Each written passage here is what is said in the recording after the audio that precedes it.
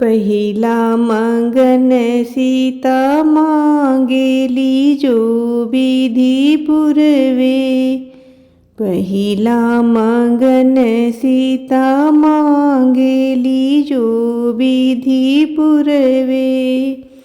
सीता मांगेली पोखराई नार शिव जी के दर्शन।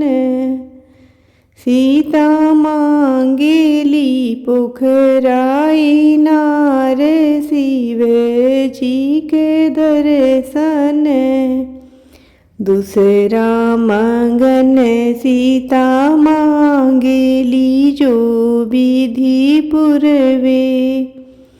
दूसरा मंगन सीता मांगेली जो विधि पुरवे। सीता मांगेली बर भगवान आमवा लगे अवधि। सीता मांगेली बर भगवान आमवा लगे अवधि। तीसरा मंगन सीता मांगेली जो विधि पुरवे।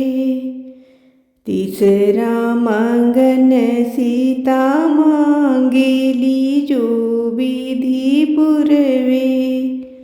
सीता मांगेली अयोध्या के राजा ऋषि मुनि के दर्शन।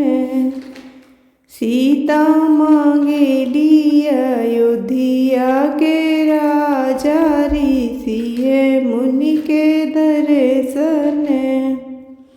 चौथा मंगन सीता मांगेली जो विधि पुरवे। चौथा मंगन सीता मांगेली जो विधि पुरवे। सीता मांगेली पुरुष भगवान देवर बाबू लक्ष्मण। सीता मांगेली पुरुष भगवान देवर बाबू लक्ष्मण। पांचवा मंगन सीता मांगेली जो विधि पुरवे। पांचवा मंगन सीता मांगेली जो विधि पुरवे। सीता मांगेली सासु कौसल्या ससुर राजा दशरथ।